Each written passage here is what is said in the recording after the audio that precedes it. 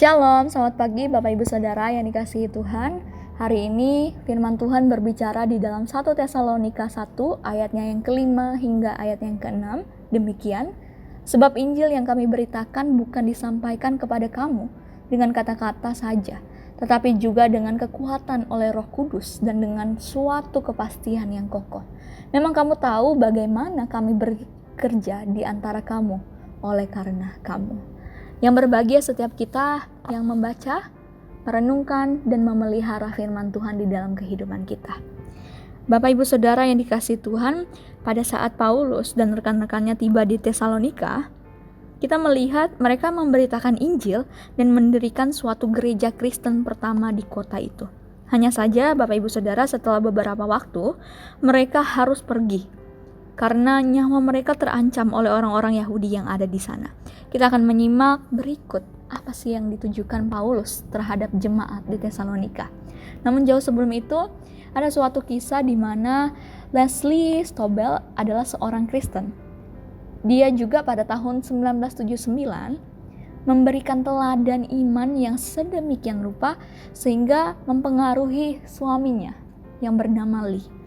Nah, suaminya ini Bapak Ibu Saudara adalah seorang yang tidak percaya Tuhan, atau kita bisa sebut dengan orang ateis, di mana mereka tidak mau mengenal Tuhan di dalam setiap karya kehidupan yang telah dilakukan yang dikerjakan di dalam kehidupan mereka. Kita melihat Bapak Ibu Saudara dalam bukunya yang berjudul The Case for Christ. Ini ditulis oleh Stobel kepada orang-orang yang belum percaya dan mengenal Kristus, di mana adalah panggilan Kristus kepada setiap kita untuk menerima Dia.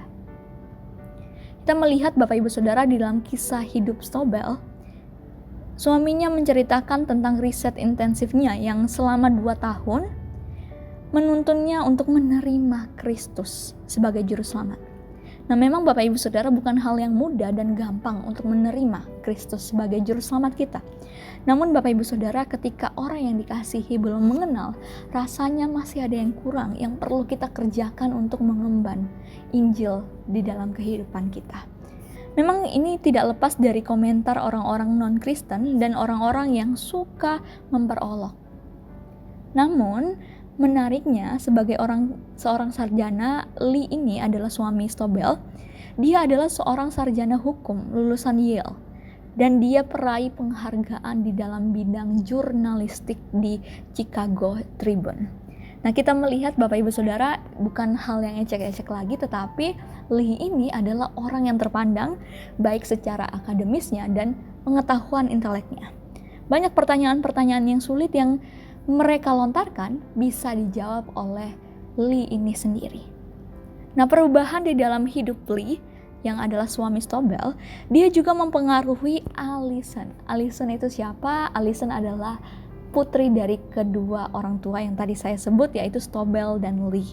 Di mana putri mereka berusia 5 tahun berkata kepada ibunya, "Bu, saya ingin Tuhan itu melakukan hal yang sama terhadap saya seperti yang telah Dia, yang dimaksud Dia adalah Tuhan, yang Tuhan lakukan kepada ayah saya." Nah, Bapak Ibu Saudara, menarik dari pernyataan dari putri kedua orang tersebut. Allison ini dia melihat bahwa iman dari ibunya itu menimbulkan pengaruh yang mengubahkan seluruh keluarganya.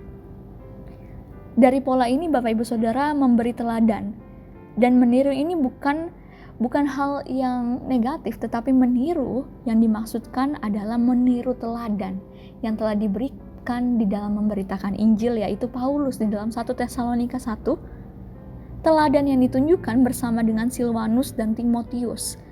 Ini mendorong orang-orang yang baru percaya di Tesalonika itu untuk meniru yang dalam arti mengikut Kristus. Sementara orang-orang yang baru percaya di Tesalonika itu menderita bagi Kristus dengan sabar dan tabah. Bapak Ibu Saudara, mereka bertiga ini selanjutnya menjadi teladan bagi orang-orang, yaitu Paulus, Silvanus, dan Timotius bagi orang-orang percaya di Makedonia dan Akhaya. Meskipun di dalam kesulitan dan penderitaan, mereka tetap mau sabar dengan tabah memberitakan Injil keselamatan bagi orang yang belum percaya. Bapak Ibu Saudara, ini mendorong mereka untuk lebih bersungguh-sungguh di dalam beribadah? Sudahkah kita menjadikan hal teladan iman kita bagi orang-orang yang belum percaya? Teladan kita dapat membawa pengaruh yang luar biasa di dalam mengenalkan orang kepada Kristus. Adakah orang lain yang meniru kita karena kita meneladani Dia? Sudahkah Bapak Ibu Saudara kita berpikir bahwa gereja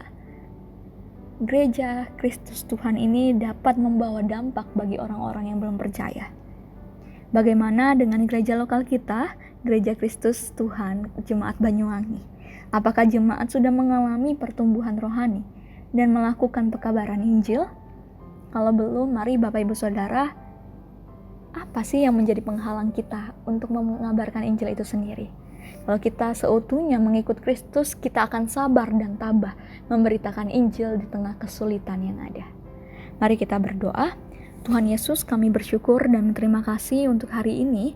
Kami berdoa memohon kuasa Allah Roh Kudus untuk terus bekerja di dalam segala aspek kehidupan gereja, sehingga gereja boleh menerima Injil dan menjadi penerus berita Injil. Pakailah kami Tuhan melalui pesan-pesan dari Rasul Paulus kepada jemaat di Tesalonika, agar kami bisa menarik pelajaran yang penting, agar di dalam gereja ini membawa suatu dampak perubahan hidup dan kesaksian yang baik bagi orang-orang di luar gereja. Serta kami ingin menjadi penggerak pekerjaan misi dan pekabaran Injil Kristus. Biarlah kami di hati kami digerakkan kembali Tuhan melalui Roh Kudus untuk dapat bekerja sesuai dengan apa yang Tuhan kehendaki. Kami juga bersyukur di dalamnya, dan kami berdoa dan bersyukur untuk Ibu Sarce Toban dan Ibu Vita.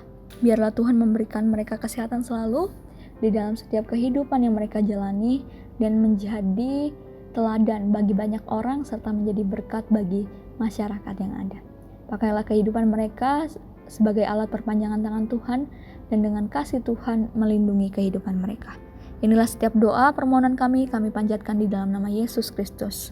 Kami berdoa dan mengucap syukur. Amin. Selamat beraktivitas, Tuhan Yesus memberkati.